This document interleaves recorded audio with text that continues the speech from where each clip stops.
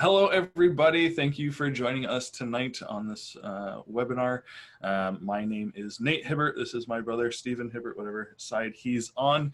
And we are here to talk about print on demand. So we've got a lot of good content for you guys tonight. It's kind of broken up into 3 sections, and we're going to address each section as we go through it.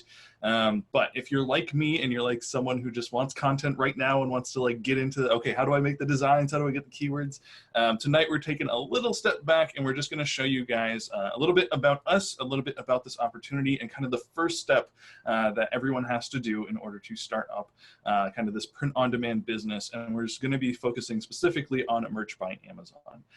But we are going to start with our story, who me and Stephen are, kind of our journey, and some of those things. So if you want to start the presentation, we can just jump right into this thing. I just want to say welcome. Thank you, Nicole, for having us. We'll turn our cameras off here in a second, but I just wanted to say thank you very much for this opportunity and being an amazing person and just spending many hours with us, just going through a lot of just understanding. I think a major point that's missed in this business, and I think that's why we want to start with our story and then tell the story and show the opportunity of POD, is just there's many small parts that play a piece in your success. And I think by showing our journey, I think it's a journey that is relatable. I think everybody kind of has the same type of entrepreneur journey, and we'll talk about that a little bit. But just the opportunities and the people, I think, is really what helps you find your success, your process, your system, and helps build your business. I don't want to go too deep into it, but I do want to say thank you, Nicole, for this opportunity. Definitely. So cut the cameras and we'll get started. So my name's Stephen. I'm the one on the left. This is my brother, Nathaniel. We are business partners now, but it didn't always start like that. I guess I'll have Nathaniel just outline what we're going to be trying to do tonight. Yeah, so like I said, tonight's going to be broken up into kind of 3 different parts. This first part, we're going to be talking about our story, our journey, kind of the things that we've been through. Hopefully it seems relatable, or you can, some of the things that we say, maybe you have said in the past. We feel like we've learned a lot over the 15 years that we've kind of been doing this. And we just want to share that journey with you guys to let you know like why we landed on print on demand and why we think it's so important. To build on top of that, we're also going to be doing a short history of kind of what print on demand is and why it's such an amazing opportunity for us to, me and Stephen to be in, but why we really think that you guys should be starting your print on demand journey tonight here with us, and kind of through the next couple of weeks that we'll be teaching with you guys, just explaining, what's going on in the industry and why everything has lined up and why we're so jazzed up about this opportunity. And then at the end, we will be talking about kind of that first step that you're going to be taking in your print on demand journey. So I alluded at this a little bit in the beginning, but our journey is very similar to a lot of other people's journey. As I teach more and as I help people, I kind of see this as a similar path. I kind of call this the journey of an entrepreneur, but I think a lot of people are jazzed up. They start, they get excited, they have some success. It really like rockets them to the top emotionally. And then you kind of hit that first problem where it says, Houston, we have a problem. And I think everybody kind of hits that pit of despair. This is why I think a community is so important. I think having people around you to just have that relatable story. You're not going through this alone. I believe business is a team sport. I think we're all in this together. That's why we love helping people and just seeing other people's success. But this seems to be a common thing that happens. You get that huge bell curve right out the gate. You hit that pit of despair. Then it kind of levels out. You never really hit that super high again right out the gate, but you slowly have some up and downs. I think this is the process of learning how to systemize, how to build processes and actually build a business, and then start scaling it up. And then when you start having that exciting piece where you see it growing like crazy, that's when that excitement comes back, and then you can kind of avoid that pitfall again. Yeah, and the reason we love teaching and kind of growing an online community and being part of online communities is because when you hit that pit of despair, it's a hard place to be just by yourself. Yes. So being around other people who, understand the journey, have been there maybe, or, feel like they're about to be there, just having those people around you to help, get out of that pit of despair definitely helps. This is kind of our journey. Nathaniel talked about it. This has been a 15-year long, hard process. I don't think we're gurus. I would definitely wouldn't call myself a guru. I don't know, Nathaniel, if you consider yourself a guru. Not in the slightest. Also, if you're looking for like a get rich quick way, I don't really think we can help you with that because it's taken us a long time to find success. But we do believe that we can help you save a lot of time and definitely not go through as much pain and suffering that we did because of the 15 years that we have of selling online, all the experience that we have up to this point. So in the beginning, I was selling car parts. Growing up, I had spent a lot of time in the junkyard. My dad was always working on cars. A normal Saturday for me was just spent pulling car parts. I learned from overhearing my friend talk, or my father, sorry, talk to a friend. He was saying that people are pulling car parts and selling them online. This fascinated me as a young child, and I just was like, how do I do this? I couldn't wait to get home and get online and start just learning how people were possibly selling car parts online. It was such a foreign thing to me. I learned that you could sell car parts on Craigslist. I started doing this. I couldn't wait till next Saturday to go pull some car parts and try this out. It was working. I was making a little bit of money, but it was not enjoyable. The process had a lot of parts that I didn't like to do. There was a lot of calling back and forth, setting things up, meeting people all over the place. It just took a long time to do this, and it was consuming too much of my time for me to find true enjoyment. It was not worth the money to me at this time. So I went home. I really was looking for other ways to do this. I learned about eBay, that you could sell car parts on eBay. This is another thing. Growing up, I was just like, this is so fascinating to me. The internet's just getting big. I didn't realize that you could sell things through the internet, and just learning about eBay was fascinating. This was a great opportunity for me. I started being able to pull a lot more car parts and be able to sell to a much larger audience. There was definitely a local market for some parts, but there was a lot of parts in the junkyard that were just not moving, or I couldn't sell them because I didn't know that audience. But then selling the stuff online offered me a much wider audience and a bigger customer base to go after. And I was really enjoying this process until it snowed. And then I don't know if anybody works on cars, but it's not that enjoyable to work on the car when it's freezing cold outside. There's a lot of parts on the car that you have to pull that you can't really wear gloves. And I just remember my hands freezing up, and I was like, I got to find a different way of doing this. I think a lot of people start here. They make a little bit of money, and then they kind of hit a problem, just like that graph was showing. You find something that's working, then you run into a problem. You start going down that long path of just despair. I definitely hit that point. For me, I think 2 feet of snow really made me rethink what I was doing. I just want to take a second here too. There's been a lot of times in my journey that I've run into problems. And I feel like I really have a choice to make. I can either keep doing things the same old way, or I can try something new. For me at this time, it was, do I not pull car parts in the winter and just sell car parts in the summer? Or can I find a new way or something different to do? So I chose try something new. This was really the like aha moment. I was having a lot of fun selling online, just going online and just kind of looking what else sells on eBay. And to me, it was a lot of thrift store items. So me being a young person, I was like, well, let's go to the thrift store. If eBay is just selling a lot of thrift store items, I should just be able to go to the thrift store and find those products. It actually took a lot longer than I thought to figure out what to buy and what to sell. There was a huge learning curve for me, but I enjoyed it. It was something that I was doing. I was making some money. It got me away from doing Craigslist a lot, and just like the Craigslist business, there were parts of it that I didn't enjoy. At this point, solving a problem was a little bit easier because I remembered I have a brother. So the parts of the business I didn't like to do was I didn't like really packing the boxes or making the listings. And I knew Nathaniel was a little bit more graphically inclined, and he liked being on the computer a little bit more than me. So I kind of, I'm gonna say forced. I forced him to work for me. It wasn't a great solution at the time, but it was good for me to be able to hand this part of the business off that I didn't like to somebody else. Yeah, so if you guys see us in person nowadays, you'll realize that like I'm a couple inches taller than Steven, definitely a little thicker than Steven is. But I should mention at this point that Steven is 10 years older than me, so he definitely like forced me into this quote unquote partnership that we had. which was really just me working for him. So I was just young and dumb, and I was like, oh, cool, my older brother wants my help. Sure, I'll help him out. So I said yes, not really knowing what I was getting myself into, but it definitely started some type of partnership there. I was enjoying it. We were buying a lot of electronics that needed to get tested, and I think that was kind of where I brought the joy in. So it wasn't like I was just using him for his skills to pack boxes and make listings. I tried to make it enjoyable, at least to trick him a little bit to get the work done. So, but buying products from thrift stores and selling them on eBay was really working. Nate was doing all the jobs that I hated, and this was great. And I wanted to grow this idea, so to replace my 9 to 5.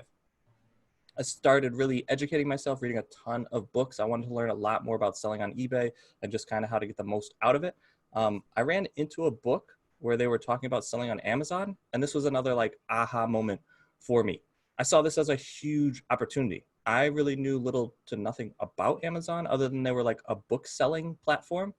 And inside this book, it showed how to sell books. And I was like, oh, this is great. I know every time I go to the thrift store, there's thousands of books and they're extremely cheap. This must be something that I can use. Also, at the time, I was married. My wife, I don't think, yeah, I'm still married. Thankfully. If I kept on doing what I was doing, I don't think I would be married. My wife didn't appreciate me kind of turning our 1-bedroom apartment into a thrift store, just buying a whole bunch of thrift store items, bringing them to the house and just crowding up the house. I didn't have a great like organization system. I just kind of was stacking them wherever I could. And selling books, I think, was a great way for me to make my wife happy from crowding the house. I just thought, oh, I could buy a ton of these books and stack them up and we could get some of our space back in our apartment. And then I don't know what my wife was talking about. There's plenty of space. As you can see, I can stand up just fine. There's products around that I can reach. This was a learning process for me. I think anytime we add something new to our business, there's always a learning curve to it. It sounds good. I'm one to just like take action immediately, jump in the deep end, and eventually I'll figure out how to either sink or swim. Most of the time we learn how to float a little bit and then start like swimming and thriving. I realized pretty fast that unlike selling random thrift store items where I could like see those board games, like if a board game sold, I kind of knew exactly where it was at. As soon as a book sold, I would somehow have to like go through all of the books. Yeah, it was always the last book that you looked at. You're like, oh, finally, I just went through 3 bookshelves and finally this is the one. This process sucked. I tried to get Nathaniel to do it solely, but it just took up way too much time, and there was just way too many books that we had. So I remember reading about this thing called FBA. At the time, it was like way over my head, but since we were doing this for a little while and I had some experience about selling online, I really wanted to learn like, what is this FBA thing and how can I start testing this out and using this to help us in our business?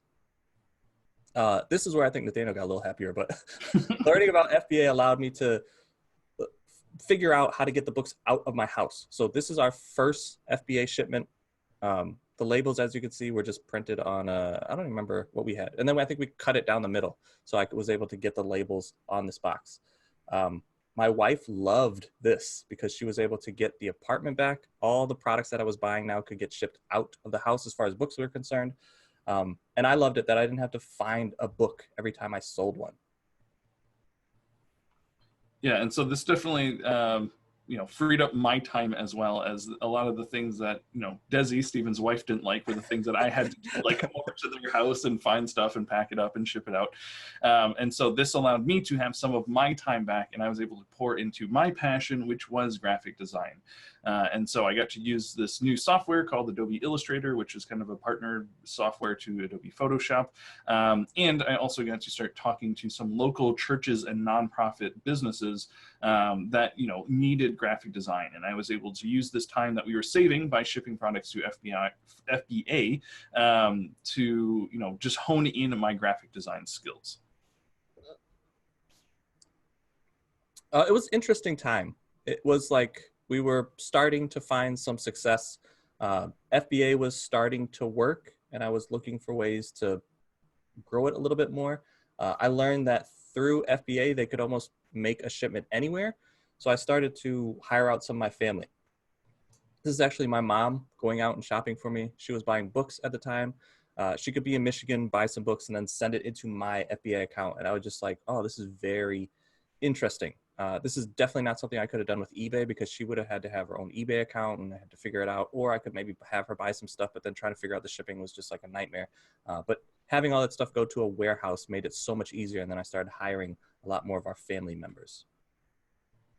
And selling books really took off. Just like this graph is showing, it really started to exponentially take off. We saw this, I at least saw this more as a business. I was able to replace my 9 to 5 with completely selling online through books and through other products.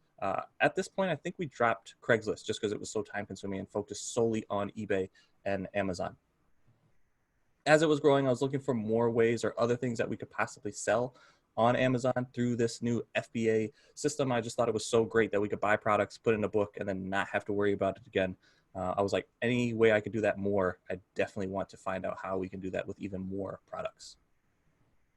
Do you have anything, Nathaniel? I didn't want to like cut you off and make this all about me.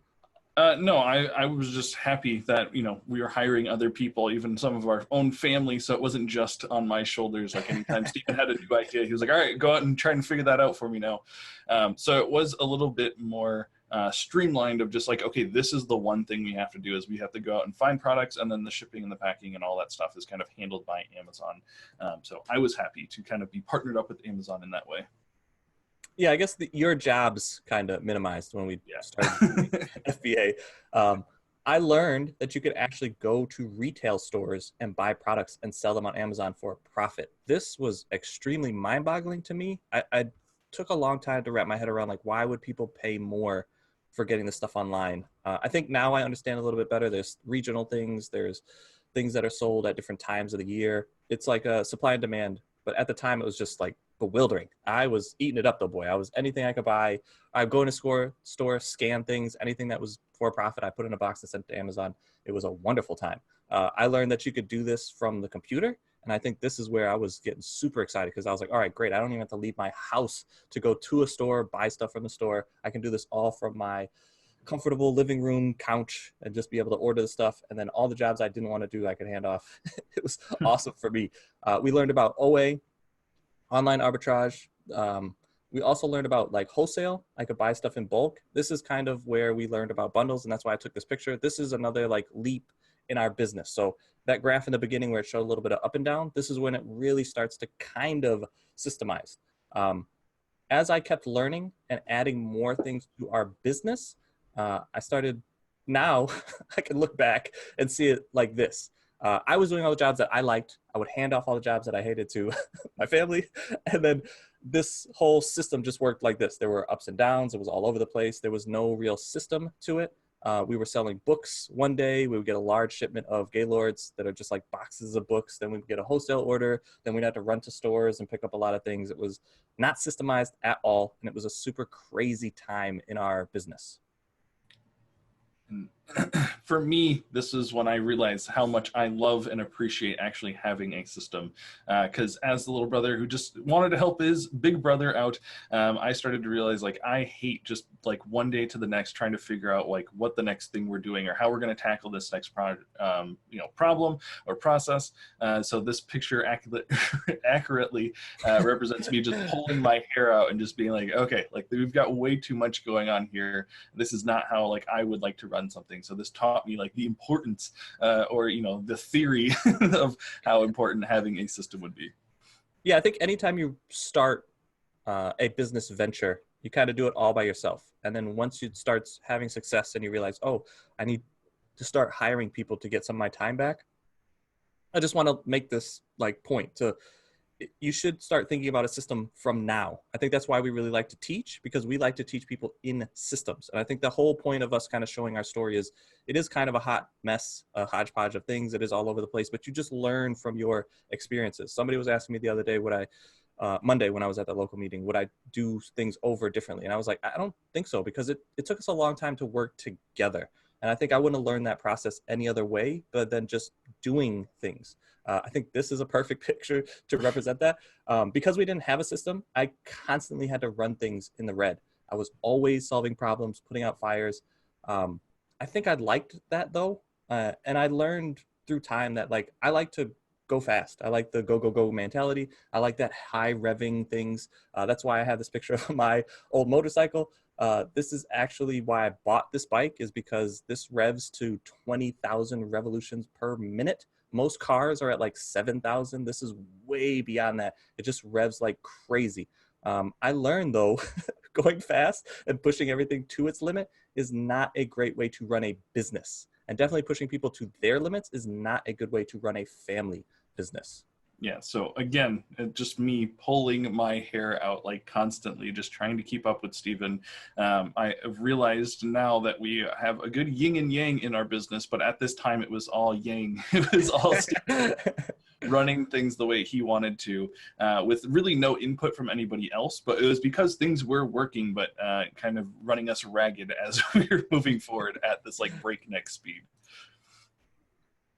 Yeah, I learned that you really can only run things in the red for so long. I think it was very pertinent to me to learn this lesson. At the time, this was a Black Friday a few years ago. It's actually a while ago now that I think about it. But we were out shopping. We were doing a lot at the time. We had Thanksgiving meal going on. It was like too much going on. I think by the time we were finished shopping and getting all that stuff back to the house and sat down and ate, everybody was just silent.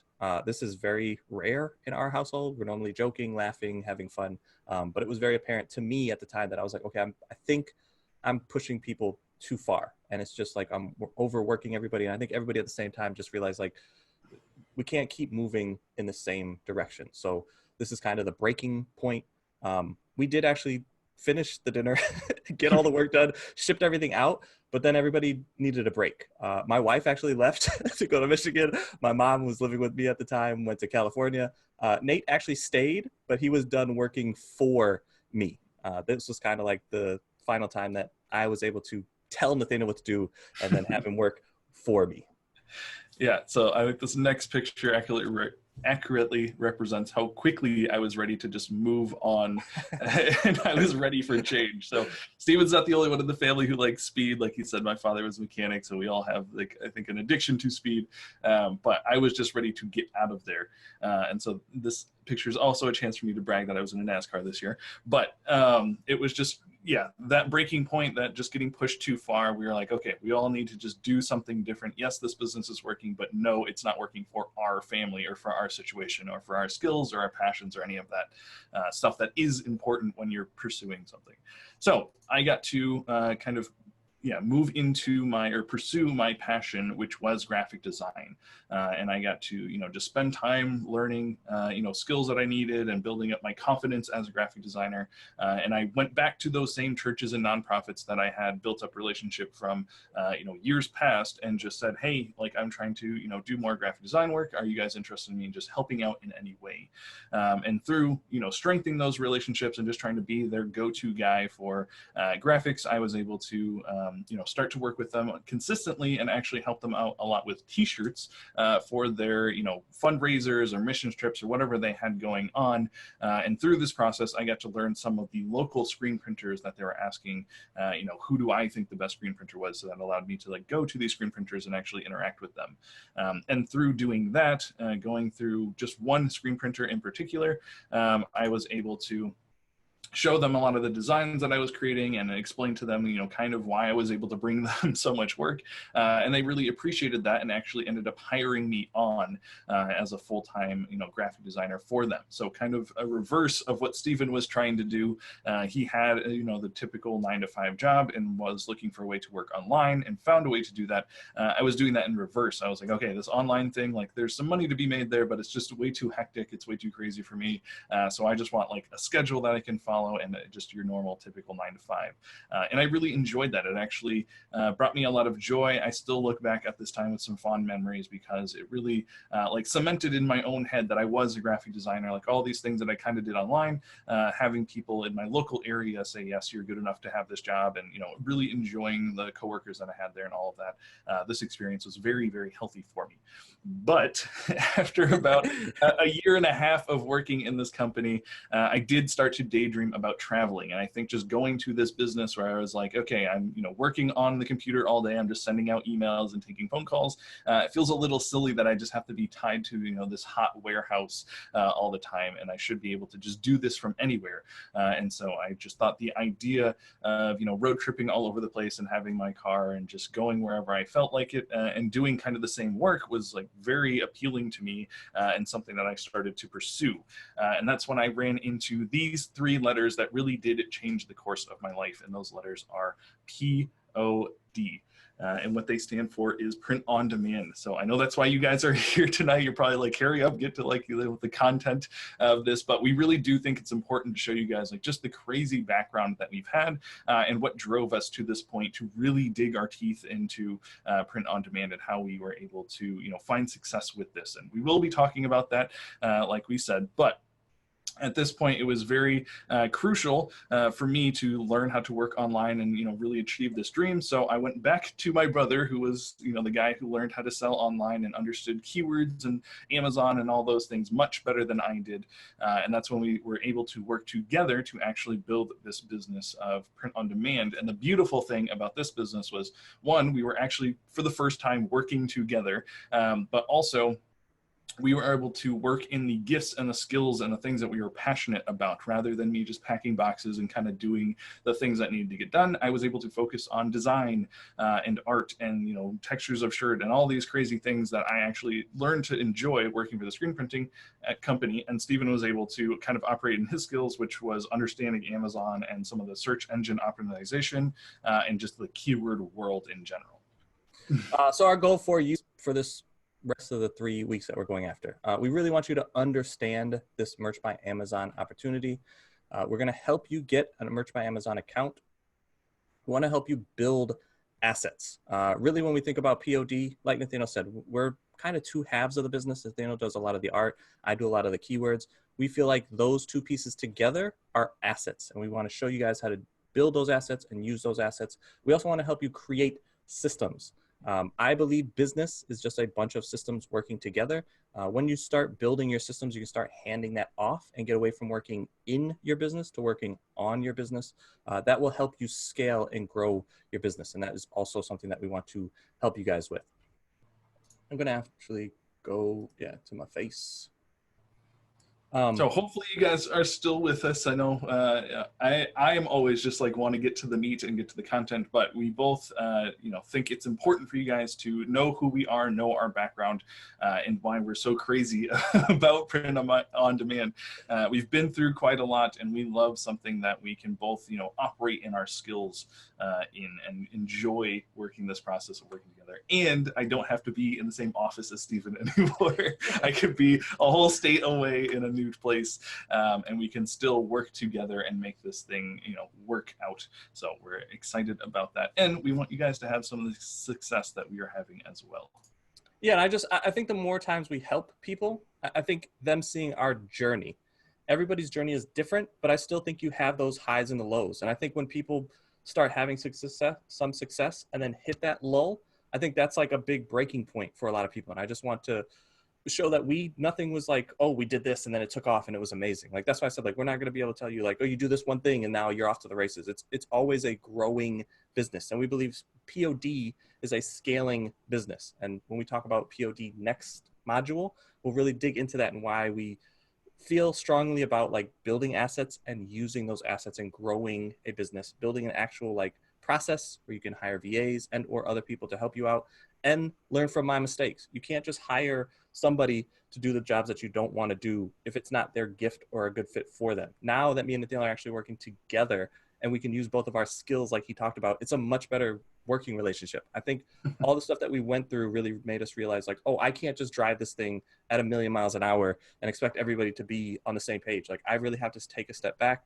I'm the visionary. I see the bigger picture, and then I need to be able to give Nathaniel a job and give each person a job that they know what they're doing instead of like, oh, what are we doing today? I don't know. Stephen will be telling us in a second, and we'll be all over the place, I'm sure.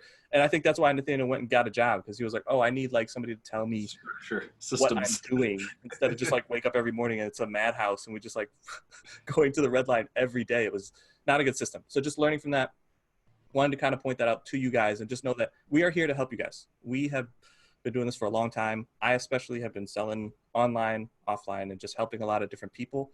I'm very passionate about helping you guys, but I think building a system is really what we are here to do. I love POD because of the opportunity, but it's a great way to actually start building a business. I think for a little to not a lot of money each month, you can start hiring people to help you and start growing and scaling an actual business. Yeah. Before we get into all of that, though, we are going to do kind of a short history lesson of just the t-shirt industry as a whole.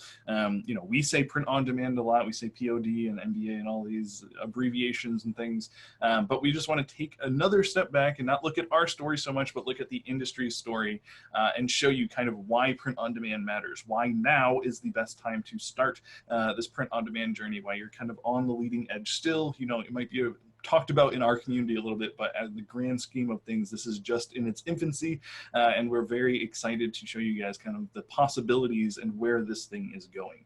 So if you want to jump back into some slides here, we're going to be talking about understanding this opportunity and kind of the 10,000-foot view. So like Nathaniel said, this is a kind of a history lesson, but I think it's very important to just show people this. I think people assume that POD is oversaturated or it's dying or whatever the case may be, but it is just the tip of the iceberg. We're just getting into the golden age of print on demand. I think for a lot of industries or a lot of different ways of selling, if you take a step back and think of the whole industry, then it's easy to get excited and see really what's going on. And I think by showing you this 10,000-foot view is a good representation of this industry. And as you move forward, as long as you're in this industry and you have an understanding of it, you will be able to see the opportunities way before your competition. All right, so as we go through this presentation, there's going to be two different types of slides. There's going to be one like this that you're seeing right now, which talks about the impact in a certain period of time. And then the next slide that we're going to show in just a second is actually showing some of the technology and why these printing processes or ways of printing were possible. Yeah, so we're starting way back in the 40s. This is where the industry begins. Before the 40s, I think most people were seeing t-shirts as like undershirts. There was nobody really doing much with them. The military for whatever reason, started printing on these shirts. My assumption is that the servicemen were extremely rough on their uniforms and they were looking for a way to kind of cut cost. As you can see from the graph, there's like really no demand or competition for this. The military is driving this industry. The t-shirts themselves actually turned out to be a huge hit because as you can see, Life magazine actually put the shirts on the cover and did an article about the t-shirts. Yeah, before we go on to the next slide, most of these slides I'll probably be talking about some of the artwork on the left-hand side of whatever image Stephen has put there, just because I think it's interesting to look at kind of where we are now with these shirts, at least the designs, but you kind of have to understand where we came from. So if we look at this design on this military shirt, you can see it's just one color, and it's very to the point. It's like trying to identify the person who's wearing the shirt so you know their ranking or where they're at, kind of what branch they're in, all those things. So it's very like just informal information on the shirt. Gunner school, I like that. I should have got you a shirt that said tape gun warrior. And so this is the actual piece of machinery that was used. And so while screen printing as a technology was kind of old at this point, printing on shirts was a new concept. And it wasn't a great thing to do because it wasn't very efficient. The machines were very clunky to print on shirts, and not a lot of people knew how to use them. So even in this picture, you can see that lady off to the right is just like completely bewildered, like wanting to put like nice ink on these, t-shirts. Like, what in the world are you doing? So this process took a really long time to print even just one shirt, and that's because the screens that you're actually pushing the ink through needed to be created by hand, and that took a long time to do so because there was no real technology built around this, so it was just them like with a knife cutting this thing out. And on top of that, the ink that they were using was expensive because, again, it wasn't really meant to go on shirts, so they weren't like used for that process, and it was hard to work with it to actually get it to stick on those shirts. But because the military was putting money into this industry, people began experimenting with the technology and discovered some new techniques like how to add multiple colors, which definitely pushed things forward. So we're going to fast forward a little bit to the 60s. I think this is really where the t-shirt industry was born. With t-shirts showing up on the cover of that Life magazine, people are starting to become a little bit more familiar with this idea of putting images on t-shirt instead of just wearing them as undershirts. Disney got wind of this industry and this technology, and him being a visionary, he saw this as a great opportunity to use his IPs, his intellectual properties, to start generating some more income for his parks. This is where the demand starts to grow. Competition is still extremely low because not too many companies are capable of doing this kind of multicolored printing. Yeah, and like we said, there are multiple colors on these shirts now thanks to the military, but we got to add a little bit more style as well. No longer is it just like, here, identify this person. It was like, Disney using his IP in a fun way. And so it was much different than the designs of the military. And people liked the style a lot more, and you can see that by, again, on that graph, the little rise in demand. So as that demand pushes the technology forward, it created more advanced machines like this, which is a 5-color, 5-shirt machine, which just means it's capable of printing designs with multiple colors very quickly, or more quickly than before, which was basically impossible. But the downside of this machine is that it was time consuming to set up all those screens. They're still being cut out by hand. It's still a slow and tedious process, but they were able to print shirts much quicker with this technology. So this brings us to the 70s, and this is really the popularity starts growing. The new technology has gotten to the point where things can be done much faster. Like Nathaniel said, those screens need to be cut, but once that machine was set up, it was pretty quick to start knocking those shirts out. People were looking for more opportunities to profit from this growing industry due to the technology growing. One of the new players in the industry are the record label companies. They saw this as great opportunities to market the bands that they represented. The bands saw this as a great way to start gaining extra popularity, along with starting to generate more revenue from selling these shirts at the concerts. And again, just looking at the actual designs on these shirts, you're going to see that they're getting more stylized and more colorful, and people were enjoying wearing them even more, which is, again, represented by that chart on the right. You can see the demand is growing, meaning more money is being made, bringing in more competition for the t-shirt industry. And so due to that rise in competition, companies were innovating and becoming more efficient with how they were printing.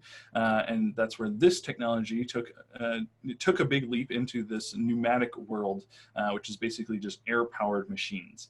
So these air-powered machines were super fast, and they could easily more than triple your output. But the downside of these machines is that they were very expensive, and they still used that traditional screen printing technique, which a lot of those screens were still being set up by hand. And so just like the older machines, it was a time-consuming process. The reason it was more efficient is because these pneumatic machines could print the designs much faster and for longer. So it kind of took out that human element of needing lunch breaks and their arms getting tired and all those things. The air-powered machines were just able to run day and night with no problem, spitting out hundreds of shirts. Yeah, and this takes us to the 80s and the 90s. This is kind of my era. So I remember growing up and there were t-shirts all over the place. The technology has gotten to the point where big companies can start to take advantage of this technology. They started kind of really growing the industry. Brands like Nautica and Tommy Hilfiger, they saw t-shirts as this great opportunity. They could grow brand awareness and at the same time turn a nice profit. The demand grew. People, for whatever reason, like to wear and represent brands. I never quite understood that. Even though I like Nautica, I didn't always want a big Nautica on my chest. I like their jeans especially, but lower, like the brand was not something that I really was cared about representing. But because the cost of manufacturing was so expensive, it meant that only really these large companies could take advantage of the technology at this time. Yeah, and so the corporations got to dictate a little bit of the style that was going on. They weren't the cool designs that some of the 70s bands were using, and they were just more these basic logos. They saw that opportunity to put something on a shirt as just a reason for more brand recognition than like expressing themselves. So, but that all kind of changed with the next turn of technology, which was the DTG machines and when they were invented. So this DTG machine was only possible because computers were becoming more popular and technology was just getting better across the board. And it was a new way of printing. So it didn't use the screens anymore. It used what we call a direct to garment, or again, that DTG. And these machines were able to actually print digital images, which were really cool and eliminated the cost of those screens from before. So this is similar to your inkjet printer at home, where it kind of just goes back and forth and an image pops out. But it meant that for the very first time, we could print just one single shirt, which was a really big deal. So this brings us to the 2000s. I call this the flood. The technology was growing extremely fast with the introduction of the DTG machines. Companies can do a lot smaller runs. A lot more companies can get involved with this process. This opens the door to like smaller companies, the mom and pops were able to use this technology. And also bigger companies started buying these DTG machines and just flooding the market. The competition really started catching up with the demand, and the market was getting saturated. I think due to the leveling out, the industry was looking for a change. Anytime there's a market match like this, where demand and competition is feverish, I think there's always a big disturbance in the market, and it's looking for some type of correction. Before we touch more on that, so I'm going to actually look at the art again and just take note that these shirts are not as detailed as those old 70 band shirts like we had talked about before, but they're also not as bland as some of the big corporation shirts of the 80s and 90s. They learned at this point that it was better to just make simple art that emotionally connects with people while still representing their favorite group or a place that they visited, but doing something like putting a saying on a shirt was a new idea, and larger corporations actually adopted to this, and they weren't just concerned about that brand recognition, and they saw that customers liked these types of shirts more. So I'm going to go back to the technology. There was lots of competition and lots of demands at this time. And so that paired with new impatient customers, probably think to like the social media age, that pushed the industry to solve a new problem. And that gave birth to this idea of printing a product after it was paid for. And so that's what we call print on demand. What companies were doing was putting top of the line DTG machines, those big inkjet printer type of machines, in huge warehouses, which was a very large investment and actually had a lot of moving parts. But what it allowed them to do was take an order from online and print one personalized shirt quickly and efficiently. And they could have it on a truck in just a matter of hours, which provided a great customer experience. So this brings us to now. There's been a huge change in the market. With the technology growing and changing and the introduction of POD, or print on demand, big companies are starting to see print on demand as a new business model. So instead of like the t-shirt market, they're seeing it as a whole new business opportunity. This has created a huge opportunity for us as individual entrepreneurs. We can leverage these big companies and start tapping into their resources. We don't have to buy those DTG machines to be able to gain access to them. I think that's why we really want to show this history lesson, is just like, this is a moment in time that is extremely rare. I don't know of any other industry or any other time that you were able to leverage a large company and tap into the machines that they buy for your benefit. The demand is also growing at this point more than the competition. I think this is because people are seeing t-shirts as novelty, and they're buying t-shirts way more than ever before. They're buying them as gifts. They're buying them for themselves. They're buying them all just for the different days. A lot more people have t-shirts in their closet, and it's just, the demand is growing rapidly. Yeah, and so if you guys know anything about Amazon, they love to disrupt markets, and they saw all this competition and demand, and they were like, well, I think we need to get into the t-shirt industry, and so they actually entered with their own print-on-demand service. So to just recap once again what print on demand is, we've said it a ton. I've talked about those are the three letters that really changed my life. Print on demand, or POD, sorry, stands for print on demand. And the way that we think about it is customized private label items, mostly apparel like sweatshirts and hoodies and stuff that are sitting in a warehouse, and we're just adding our imagery to them. But the crazy part about this is that they're only printed on after a sale is made. So there's usually very little or no upfront cost for a lot of this. And just like FBA that we talked about in our history lesson, or kind of a look back at our journey, it's all handled by their warehouse, which means that we don't actually ever have to put a shirt on, this inkjet printer type of machine, or send it to a customer ourselves. The warehouse handles all of the printing and the shipping of these products. So all we're doing is adding imagery that they can sell, and once those products actually sell online, the warehouse handles the rest from there. Yeah, it's almost like we both together got a little brother called Amazon. He does all the jobs that we hate. Yeah, so we just wanted to touch on some of the benefits of actually partnering with Amazon. And that's the way we view Merch by Amazon, is that Amazon is now our partner. They're the ones doing, 1/3 of the work, or even maybe a little bit more, but they're also handling of the risk, because they've put up literally millions of dollars into this program, and they allow us to tap into it for free. But some of the things that we get when we're selling on Merch by Amazon is we get to tap into Amazon's platform. So if you know their selling platform, everybody, almost everyone at this point, trusts Amazon's platform, making it one of the biggest online selling platforms. And the fact that we get to tap into it again for free is absolutely mind-blowing. And hopefully you guys understand the impact of that now after seeing kind of that history lesson. So we also get to tap into their DTG printers, which, like I said, each one of those are almost $500,000, and they have like 12 of them sometimes in warehouses, not to mention all the blank products that they buy and just have sitting there waiting for our customers to football buy. fields of just inventory sitting around that we get to tap into for free. Yeah, it's nuts. We also get to tap into their Prime shipping, which has been, a divider in friendships at some points. Like, you don't have Prime shipping, what's wrong with you? Prime shipping is crazy. The fact that, again, we get to tap into this service that Amazon has put millions and millions of dollars into, that's just an added bonus that we get to tap into.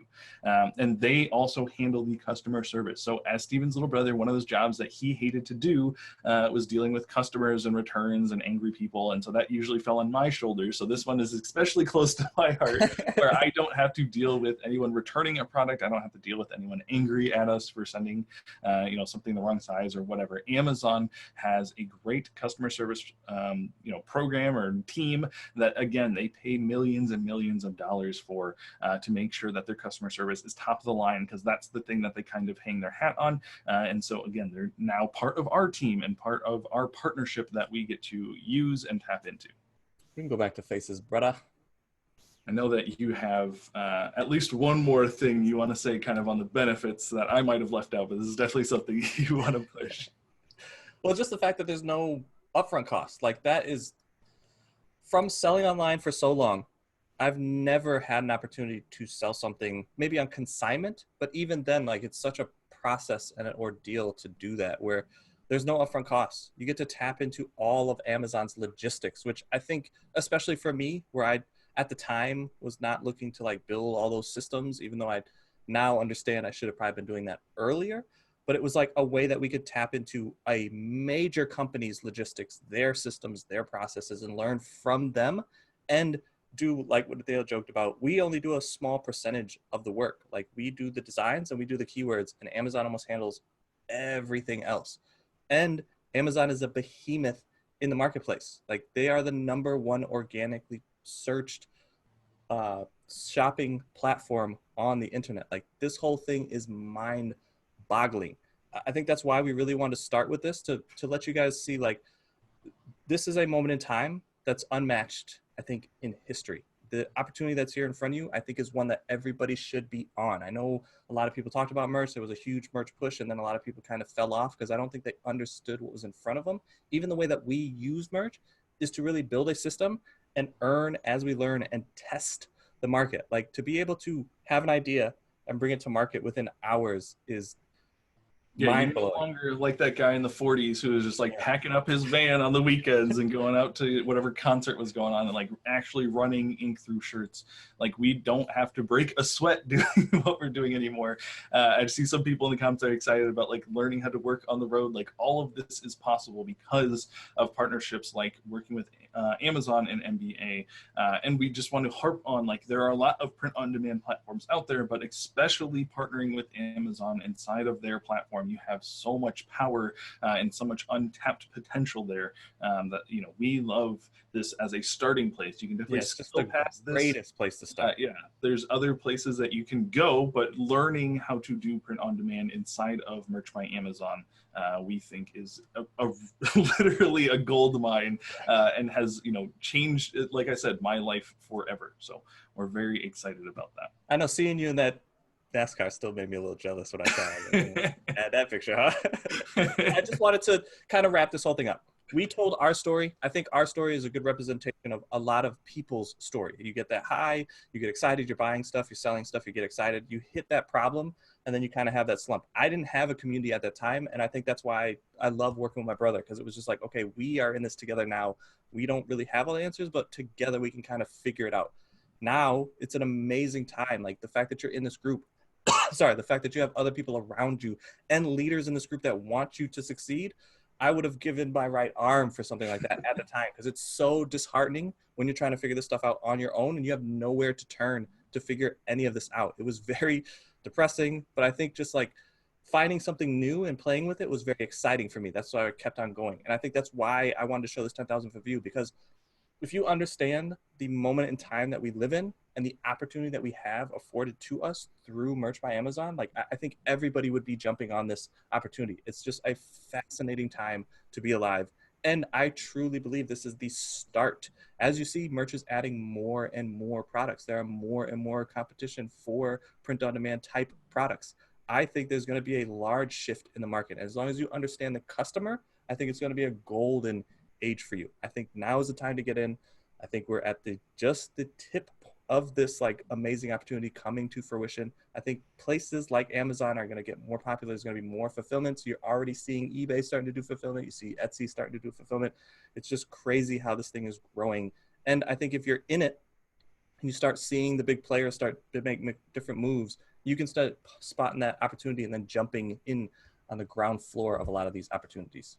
Yeah, so hopefully you guys are all jazzed up as we are. We've been talking about merch. We've been doing merch for a couple of years now, and we still just get excited, even at the idea of new people getting into this, new people finding a way to make some extra money.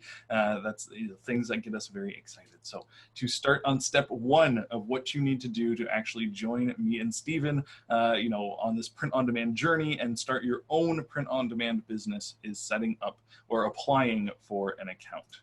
So those are the slides that we're going to run through now. This is for all my action takers out there who are ready. You're chomping at the bit. Okay, what do I need to actually do? What's the first step in this? It is going to merch.amazon.com and signing up for that account. Sorry, I skipped a few slides on you there. I got you.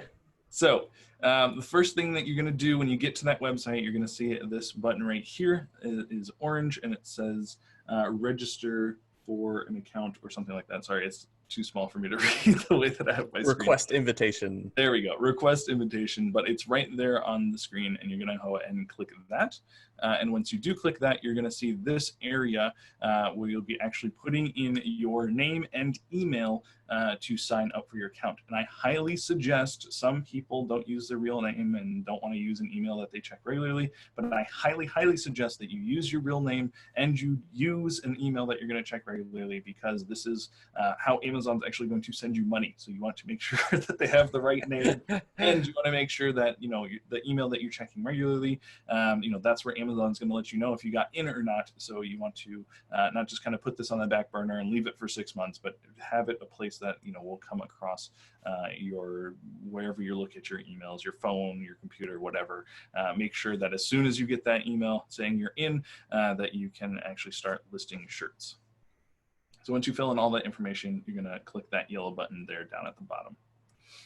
And that's going to bring you to this page. You actually have to get the confirmation email, click that confirmation email, and then that will bring you to this page. But this is their terms of service, and I highly suggest that you actually scroll through here and take the time to read this agreement, because it tells you some of the do's and don'ts inside of their platform, which is important. Like knowing like that you can't put your website anywhere inside of the bullet points. That's something that you want to make sure that you're avoiding, because that will instantly get your listing denied, and you don't want a lot of those denials on your account. So reading through this, it's a 10-15 minute read to just go through all this lingo and see some of the advice that they're giving to you, so you understand how to use their platform. So just don't skip over this. Don't hit agree like you do on everything else. Actually take time to scroll through here and look at that. Once you do hit agree, the next several pages are actually going to be filling in your personal information. It's not too hard, so don't get freaked out about it, but those 3 things that they have there at the bottom, you do want to make sure that you're actually grabbing those, because it's going to ask for information off of those 3 things. So before you hit begin and then get worried about refreshing the page and coming back to it hours later, just have those things at the ready, so that you're a little less stressed out when you're filling out your personal information. Just be honest about everything here. They're not looking, this isn't where you're like telling Amazon whether you should or shouldn't get an account, but this is just, again, for when they're ready to send you checks. This is that part, that information that they need to know. So some tips to filling in that personal information, if you bring up that next slide here, is number 1, to only use a business name if you have it registered. So if you actually have an LLC or an incorporated or anything like that, you can use that business name. Otherwise, just use your first and last name. It is not necessary to go out and get an LLC just for Merch by Amazon. You can use your first and last name with no problems. So if you have something, you can use it, but if not, don't sweat it. You just use your name. The second tip that I have is entering your real phone number. They're not going to be displaying this anywhere. They're not going to use it for anything weird. They're just using it so if you do set up 2-step verification on your account, that's the number that they'll be sending. That second password that you have to enter. So making sure that just to if there's going to be frustrations and walls that you run into, don't start off on that foot. Just put in your real phone number, and you'll be able to get that second authorization sent to your phone. So now that you've filled in all that personal information, you use those 2 tips to your advantage. This is the most important part of your application, where you're actually going to be telling Amazon, hey, this is why I deserve an account. This is why you guys should partner with me and allow me to sell on your platform. So the first thing that we're going to look at is that drop-down menu. I just zoomed in a little bit here so you guys can see it. And I highly suggest you select novelty t-shirt business unless you are already in the t-shirt space at some fashion or whatever. This is like you starting your business. So novelty t-shirt business is a great place to start. And you take some pride in the fact that you are starting your t-shirt business either today or whenever you apply for this application. The next thing that we're going to be looking at is your organization name. So this is not the place where you have to come up with your super creative, catchy, unique name that you're going to use forever. This is actually has to match your business name from before.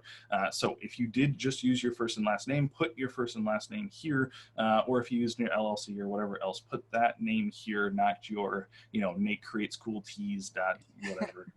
Just use your actual business name here as well. This next box is the most important box, and this is where you're going to be, it's really your time to shine and where you're going to be putting, some information. So we do have an example letter for you to kind of follow. We just had someone use it last week and actually get an account within a week. So now I had some people ask me, is Q4 a good time to apply for one of these accounts? Absolutely, yes. Definitely go and do this if you do not have an account already.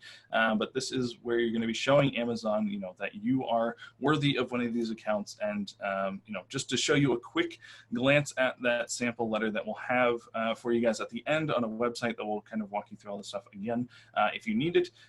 This is it, just saying, hey Amazon, I've been I'm listening to someone who's been selling on your platform. They're going to help guide me, and I've understand that I need to stay away from things that might be trademark research or trademarked, and I just need to do my own research and know not to violate any of your policies. I've read your terms of service, all of those things that we've just seen. If you say this in your letter, if you say them kind of in this order, we've seen that your success of getting an account is much higher, or the chance of you getting an account is much higher.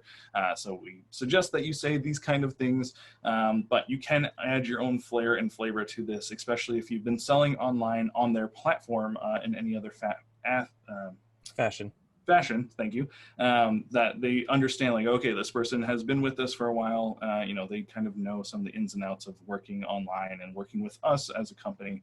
Those all look good on your application. And then this last bit is your website. This is optional, as they say, and so you don't have to create anything. But if you do have kind of any online presence, it's good to show that to them here. So if you have a blog, if you have your own store where you're selling some other types of products, whatever you have, you can put here just to show them, like, hey, I have some online presence. But it's not necessary. The person who signed up last week left this part completely blank, so don't feel like you have to go out now and figure out how to make a website. That's not that important. It's not that crucial. So you can just leave that area blank. And once you fill that out and hit accept, or whatever that yellow button at the bottom says, it will bring you to this page, which means you have successfully submitted your application. And now all you have to do is sit back and wait.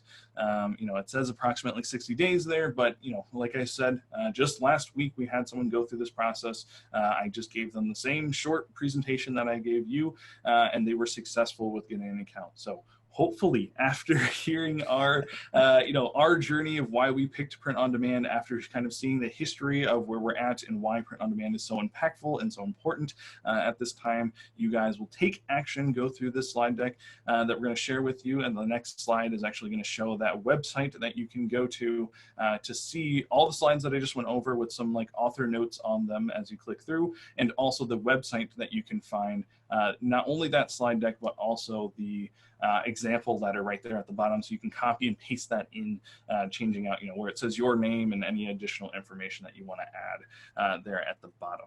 So if you guys would like to write that down, or we can share it in the group, I'm sure. But this has been a great resource that we've seen a lot of people use over the years and actually get accounts. And so we highly suggest that you go and do that.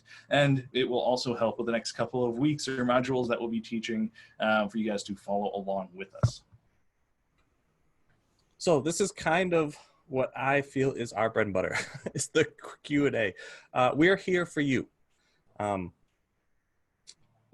This end of the call, I mean, I'm pretty sure Nicole said we had 2 hours, so you got us for probably another hour. We are willing to stay on here. We want to know what information can we help you with, where are you at in your POD journey, and how can we help you? I guess we can go back to our faces. Yeah, there's some people saying they have accounts already. I don't want to say shame on you for not using it more, but we're here to help you. But we want to make sure everyone's kind of starting on even ground, and also that you guys understand like the opportunity that is in front of us. So now that you have that account, maybe you'll treasure it a little bit more and be like, oh, this is actually a huge deal, and I should be putting time and effort into this. Yeah. The way they have it set up is a little odd because it's a tiering system. So you start at 10 and then go for 25 and then 100 and then from there on. So it's a little weird to get started, but once you get started, it kind of starts growing and rolling on to be what we consider a compounding business, using your assets. I think the fact that they are switching from single uploads to a batch uploader is a clear indication of how they see the market going and what they see that you should be doing. It's something that we've been teaching for the last 2 years, and now they're finally like forcing everybody to do that. Once you build the asset, once you have the keywords and the art, put it on multiple products. That should just be ingrained in you. Take the time to make one. That means you made 5. It's multiplying your listings out. So instead of going to the store and buying one product and then shipping that in, you immediately have 5 listings on Amazon. Like, that is mind-boggling. I just want to drive that point home. That's why we spent so much time tonight, just to show you guys the opportunity that you have in front of you. And we are here to help. Like, we've helped a lot of people, and we want to Nicole's been extremely generous to us. We want to be just as generous to her group. So any questions that you have about POD, we'll want to spend this time helping you guys. I know your team wanted to come on here and ask us questions. That's what we are here for. All right. So I'll be checking the Facebook group. And in addition to that, like they just scratched the surface. So next week we have merch by Amazon. We won't have like the beginning session that they did. Like we're gonna do a lot of over the shoulder. So you guys will see, you can follow along. You'll be able to follow it action step by action step. So what you need to do. So the first thing I want you guys to do, you can go back and rewatch this in the group. And we'll also upload it after the hurricane passes. We'll upload it to the membership site. And then so that everybody should have their merch account set up so that when they come back next week, you are ready to rock and roll, because these guys are clearly doing it. They're clearly rocking it. And they want to show you all how you can use merch to make a lot of money this Q4. To live your best life. Like live your best life. Driving to Alaska and all over the place, driving fancy cars. Just got to work for a living. There you go on a cruise. So, oh, you throw me under the bus. I thought we were on the same team. What happened? We know you're living your best life. So let's see. Okay, so we've got, somebody said road trip. Ain't that the truth? So he put in the chat the link. We'll also grab this link and put it in the group. So let me go ahead and do that right now. But yeah, there's just so much opportunity for those of you that are struggling, trying to figure out what you're going to do for this Q4, how you're going to make money, what you're going to sell, what you're going to list. This is, and you don't have enough capital to go buy inventory, but you have time. If you have a lot of time and not a lot of capital, merch and print on demand is probably your best friend along with drop shipping. Agreed. That's the truth. Yeah. Yeah. They're Monday during Q4, that way you can get paid. Monday, I was with a small group here locally, and one of the ladies actually had a merch account, but she wasn't doing anything with it. Her daughter was actually there, and she was on her phone. She previously had watched Nathaniel's videos about Spark and then was just figuring it out, but her mom gave her the account login. And as we were sitting there talking, her daughter filled up her account as we were sitting there. It was like, this time that we're in is fascinating. Like, you can run this business from your cell phone. She made the items using a free app that you can use on pretty much any cell phone and uploaded it on her cell phone to the account.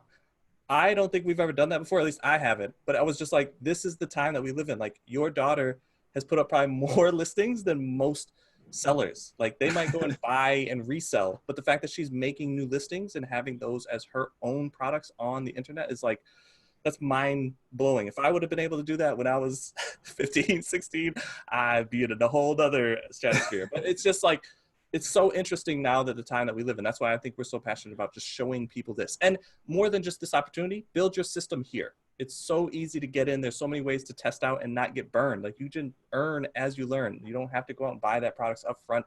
And now that it's going into Q4, I think this is a great time to get in and just start learning and earning so that you can start stacking money and then start hiring help and actually grow a business. Yeah, this is a fantastic place to start. And I actually see Sydney asking, where can we get designs? And like Steven just said, we have talked about this program a lot, and I love it. It's very near and dear to my heart because it's opened up a lot of doors for other people. But we actually use a program called Spark, which is, again, a free program. It's on your phone, it's on the computer, or it's on internet-based stuff that you can make your own designs. I know that might sound overwhelming, but this program makes it very straightforward and to the point. We have teaching on it. We're going to be teaching on it in this group and showing off how you can make designs quickly and effectively, but still be competitive with those designs. Because like we showed off in the little history lesson there, we're not making like super high quality art that you're going to want to hang on your wall or something like that. We're just trying to make designs that emotionally connect with people, that they're going to see and either think is funny or like that represents me or whatever, and then actually buy that. If you go out and look at people's t-shirts as you're walking around, you're not going to see a lot of like Mona releases on their shirt. You're going to see like, you know, I'm a plumber or whatever the heck they got on their shirts, whatever they want to wear around that they feel represents them. And so those are the types of designs that we're trying to make because we understand the customers on Amazon, and that's the kind of designs that are selling very well. And we know that. And you're saying the app is Spark, SPARK? Correct. It's By a free Adobe. app. Yep, it's by Adobe. It's very intuitive to use, but we will be showing that off in the upcoming weeks to show just how quick and easy it is. All right. I'll find the link for that as well. Come next week with the Spark app installed. You don't have to install. It's just on the. It's a web-based program, so as long as you have, Just sign up for it, get an account. It couldn't be simpler. The link for that is also in chat. So the question is, during the summer, you touched on how to handle having our designs ripped off. Will you be going through that again? Oh, I didn't unmute. Am I muted? No, I'm unmuted. Okay. Nathaniel's trying to process doing something, and I think that's more of a Nathaniel question. We view it a little bit differently. We normally use Amazon as like our testing platform, so we're not too worried about it. But there are, how should I say this? There's no real repercussions that you can do. That you can reach out to Amazon and ask them, but there's no like legal stance that you can take. Unless I'm misinformed, Nathaniel, did that change?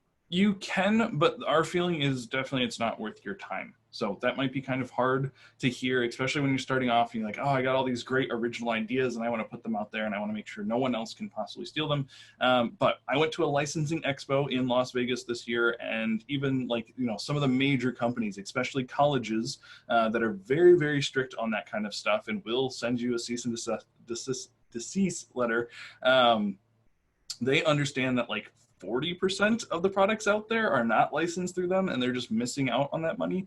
So even if these huge corporations and huge businesses like have teams dedicated to finding people using their logos and even their colors without their permission, like and going after them, you know, it's a different game that we choose not to play because it's just not worth our time. We understand that the speed that we have to get things to market is to our advantage. So if we're seeing someone steal our idea, one, it means that you put your idea somewhere that people could actually find it and probably bought it because they're not out here copying designs that don't work. And so that's you know, a pat on the back that's, hey, you're doing the right thing, just do that more. It's way harder to try and copy someone and steal everything that they're doing than it is to just come up with your own ideas, because the person copying is always going to be behind you. So just take that as, you know, building your confidence. It's like, oh my gosh, someone took the time to steal my design. Now I can move forward and just keep doing whatever I did with that design and multiplying that, scaling that, making a system around, you know, putting shirts in places where people are actually buying them. So, you know, some people want to know, like, I can have this locked down for sure, but it's just not reality anymore. It is the internet. There are small groups forming. I think most of them are called Watchdog something. They're kind of tracking that stuff. They are actually hiring lawyers and going after people stealing designs. Amazon is getting much better at like seeing who's stealing and shutting down those accounts. That's why now they're asking for banking information, your social security. They're getting a lot tighter. So it's not like before. You might have heard people say, oh, I made this and then people were stealing my designs. The business is getting better. The major companies are seeing the problems and just trying to fix that.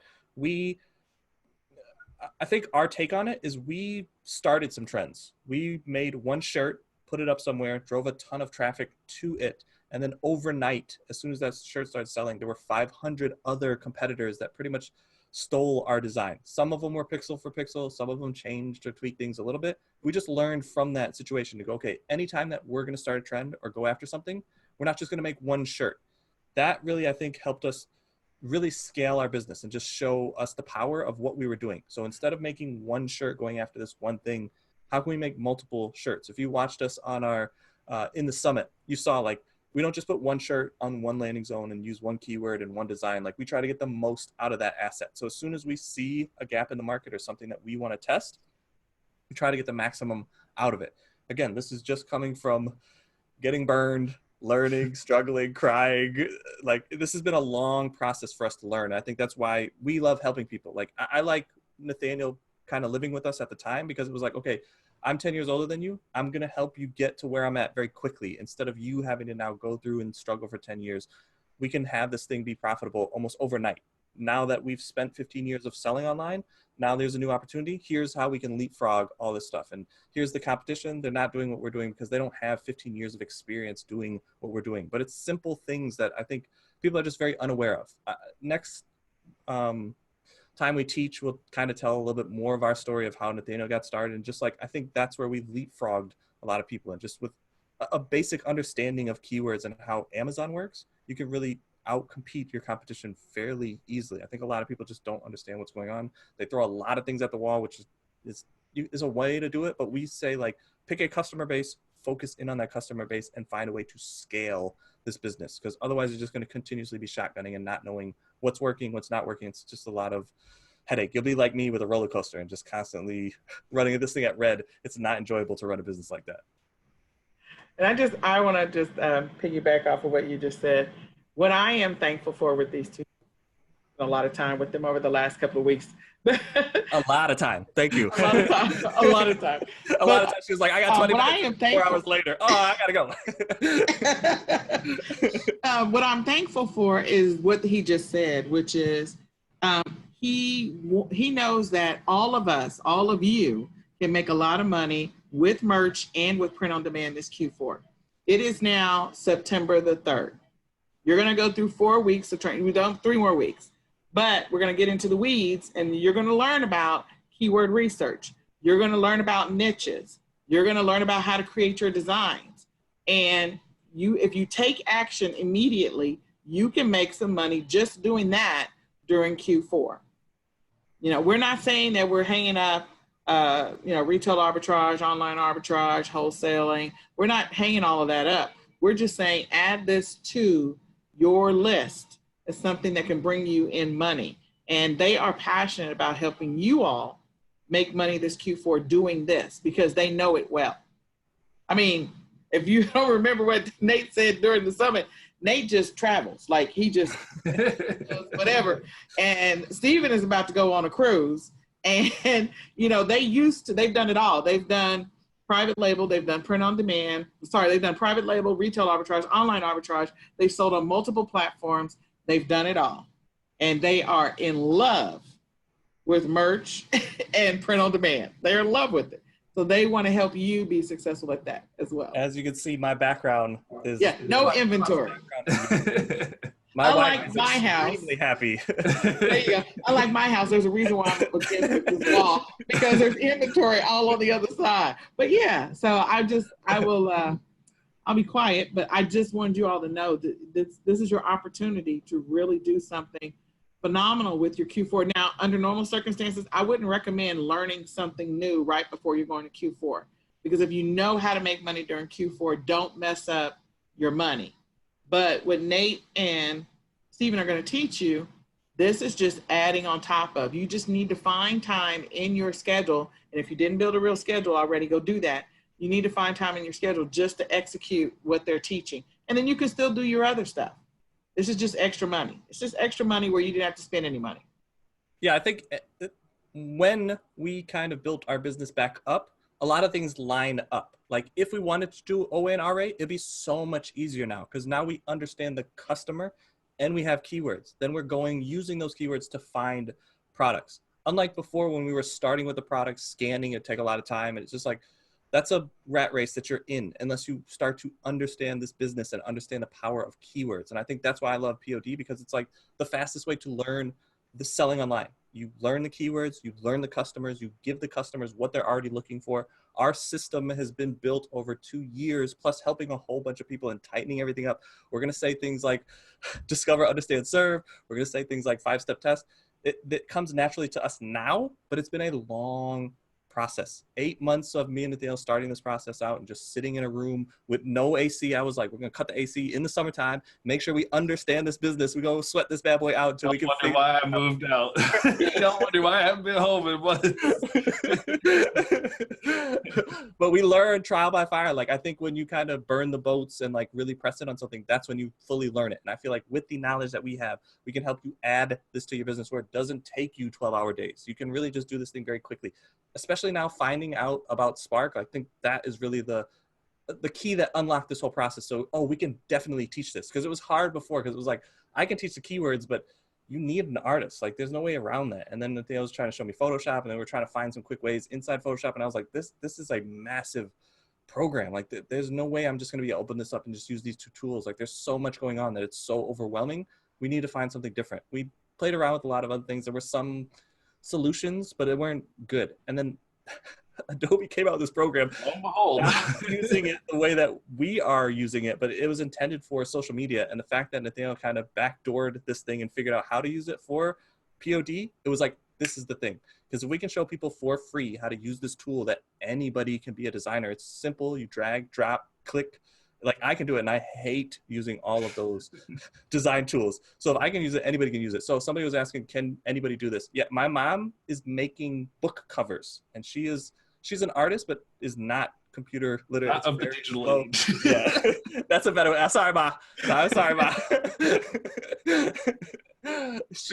It takes her a while to do things, but the fact that she can use that program because it's so simple to make book covers, where I think it's a lot more detailed than t-shirts. Like, t-shirts are normally just saying, especially on Amazon, it's black shirt, white text, sells the best. There's a lot of variants in there. There's a lot of things that don't follow that rule, but most of the time it's black shirt, white text. That's what sells the best. And just being this whole business by yourself very quickly is the point that I was trying to make.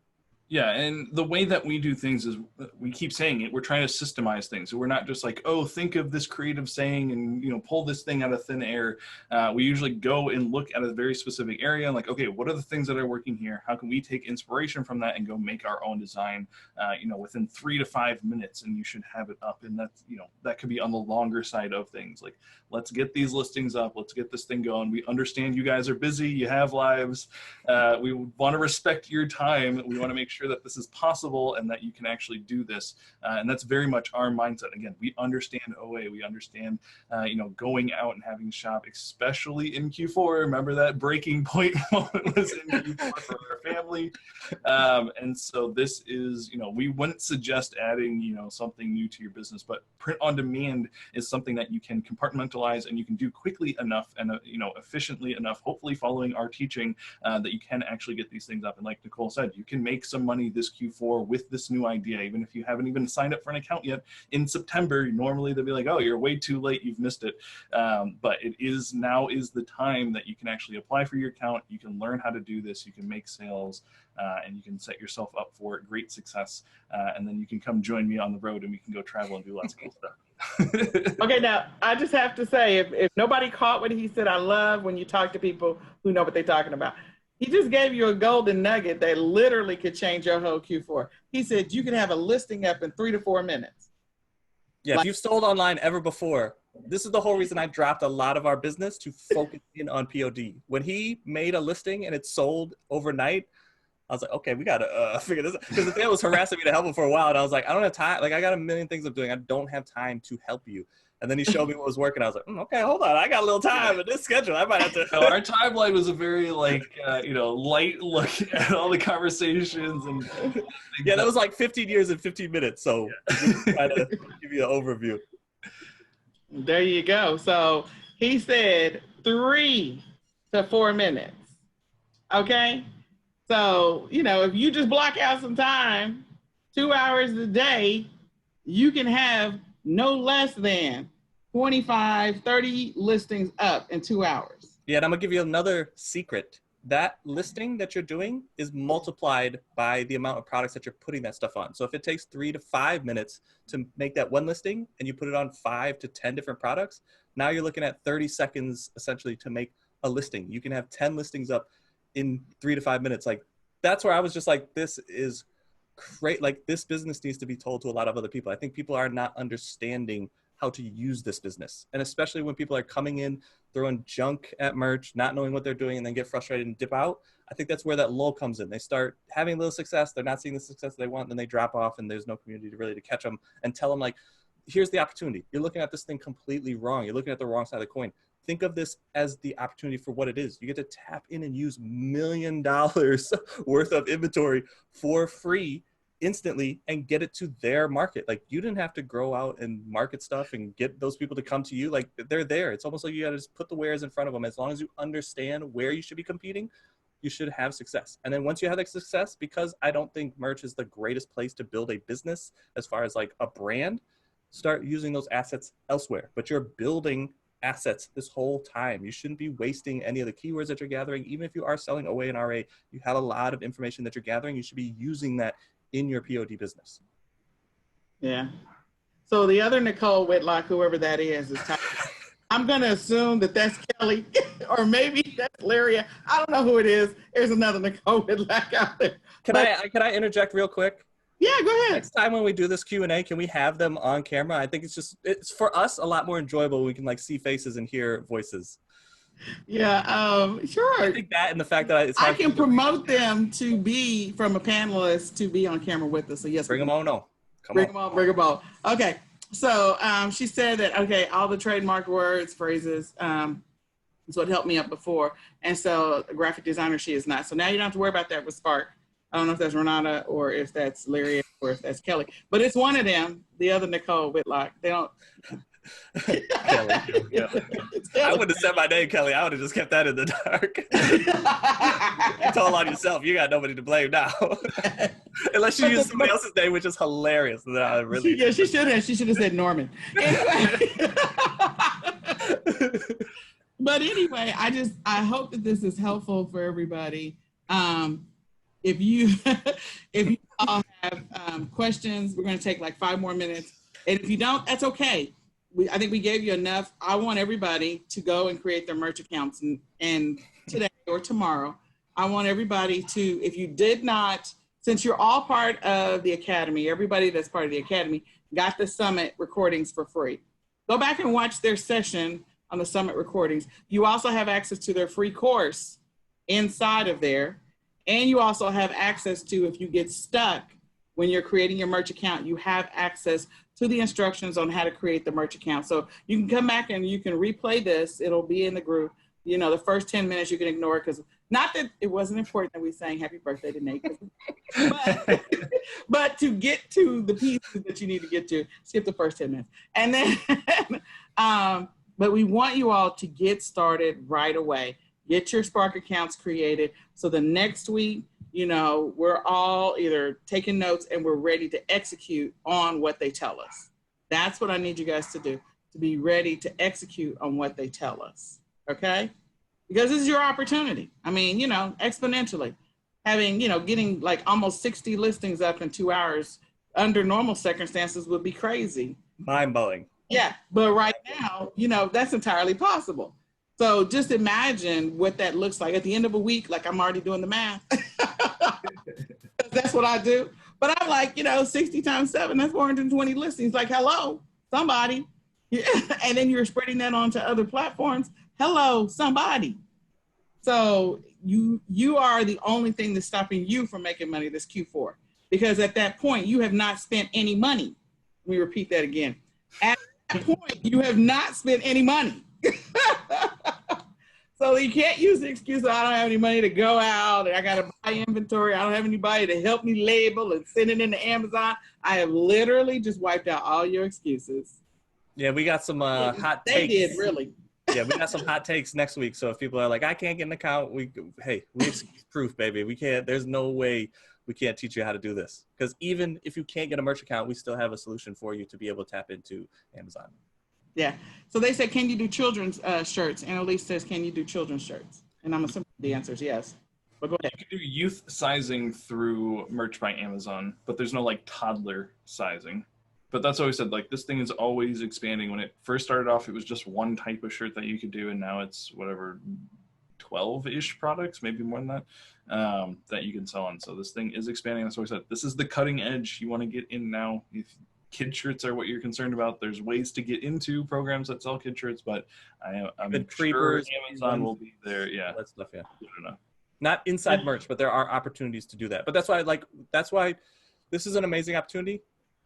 What's more powerful is use this to build your system, or at least an understanding of building a system. I heard Nicole talk about what is your daily schedule. Like all of that stuff is business foundation pieces. Like this is a great opportunity, but if you don't know how to run a business or systemize, you're going to be like us and just be all over the place. And it's going to be very difficult to continue on. You're going to be running things in the red. There's going to be a million problems. You're going to be saying, hey, this isn't converting the way that I wanted to. How do I get this to convert more? And then you're not having enough information or a process or a system to take advantage of what's going on.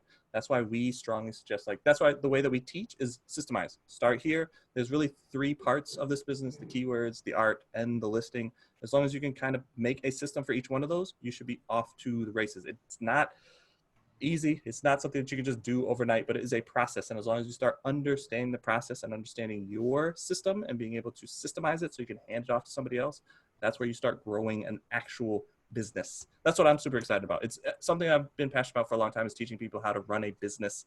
And it's been clunky. Even with, like, the book selling, I think was the best because it was kind of the easiest way to learn, but then it's changed so much that I didn't have like a go-to where it's like, okay, here's how you grow a business. And now with OA and RA changing so much, you really have to have an industry or infrastructure to kind of grow into a business. But with POD, because there's no upfront costs, like, there's not a better time in history to start somewhere with absolutely nothing and be able to grow a real business.